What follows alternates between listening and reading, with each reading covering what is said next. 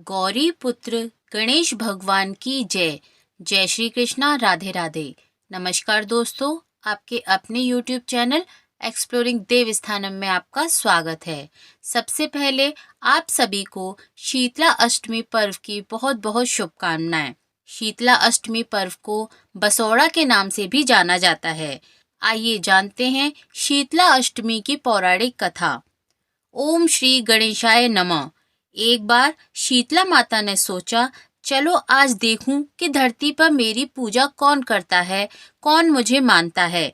यही सोचकर शीतला माता धरती पर राजस्थान के डुंगरी गांव में आई और देखा कि इस गांव में मेरा मंदिर नहीं है और ना ही मेरी पूजा होती है।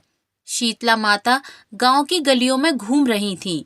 तभी एक मकान के ऊपर से किसी ने चावल का उबला पानी यानी माड़ नीचे फेंका। वह उबलता पानी शीतला माता के ऊपर गिरा, जिससे शीतला माता के शरीर में फफोले यानी छाले पड़ गए। शीतला माता के पूरे शरीर में जलन होने लगी। शीतला माता गांव में इधर उधर भाग भाग के चिल्लाने लगी, अरे मैं जल गई, मेरा शरीर तप रहा है, जल रहा है, कोई मेरी सहायता करो। लेकिन उस गांव में किसी ने शीतला माता की सहायता नहीं की।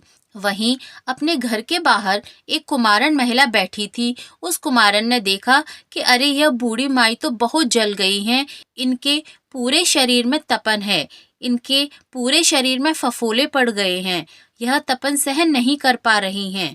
तब उस कुमारन ने कहा, हे माँ, तू यहाँ आकर बैठ जा, मैं तेरे शरीर के ऊपर ठंडा पानी डालती हूँ।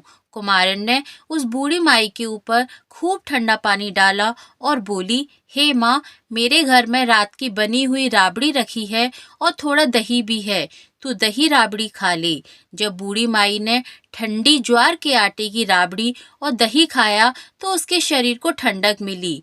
तब उस कुमारन ने कहा, आ माँ बैठ जा, तेरे सिर के बाल बहुत बिखरे हैं, ला मैं तेरी चोटी गूंथ देती हूँ। और कुमारन माई की चोटी गूंथने हेतु कंघी बालों में करती रही। अचानक कुमारन की नजर उस बूढ़ी माई के सिर के पीछे पड़ी तो कुमारन ने देखा कि एक आंख बालों के अंदर छुपी है। यह देखकर वह कुमारन डर के मारे घबराकर भागने लगी। तभी उस बूढ़ी माई ने कहा, रुक जा बेटी, तू डर मत, मैं कोई भूत प्रेत नहीं हूँ, मैं शीतला देवी हूँ। मैं तो इस धरती पर देखने आई थी कि मुझे कौन मानता है, कौन मेरी पूजा करता है। इतना कहकर माता चार भुजा वाली होकर हीरे जवाहरात के आभूषण पहने, सिर पर स्वर्ण मुकुट धारण किए अपने असली रूप में प्रकट हो गई।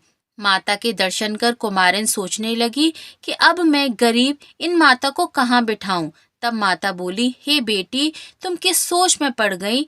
तब उस कुमारन ने हाथ जोड़कर आंखों से आंसू बहते हुए कहा, हे माँ, मेरे घर में तो चारों तरफ दरिद्रता बिखरी हुई है, मैं आपको कहाँ बिठाऊं। मेरे घर में ना तो चौकी है, ना ही बैठने का आसन।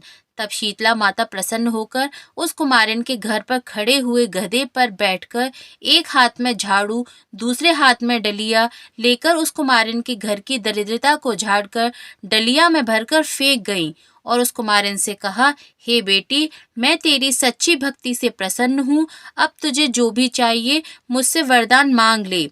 तब कुमारन ने हाथ जोड़कर कहा, हे माता, मेरी इच्छा है अब आप इसी डुंगरी गांव में स्थापित होकर यहीं निवास करें और जिस प्रकार आपने मेरे घर की दरिद्रता को अपनी झाड़ू से साफ किया है, ऐसे ही आपको जो भी भक्त होली के बाद सप्तमी को भक्ति भाव से पूजा कर अष्टमी के दिन आपको ठंडा जल, दही व बासी ठंडा भोजन चढ़ाए, उसके घर की दरिद्रता को दूर करना एवं आपकी पूजा करने वाली महिला का अखंड सुहाग रखना, उसकी गोद हमेशा भरी रखना। साथ ही जो पुरुष शीतला अष्टमी को नाई के यहाँ बाल न कटवाएं, धोबी को कपड़े धुलने ना दें और पुरुष भी आप पर ठंडा जल चढ़ाकर, नारियल फूल चढ़ाकर परिवार सहित ठंडा बासी भोजन करें, उसके काम धंधे व्यापार में कभी दरिद्रता न आने देना।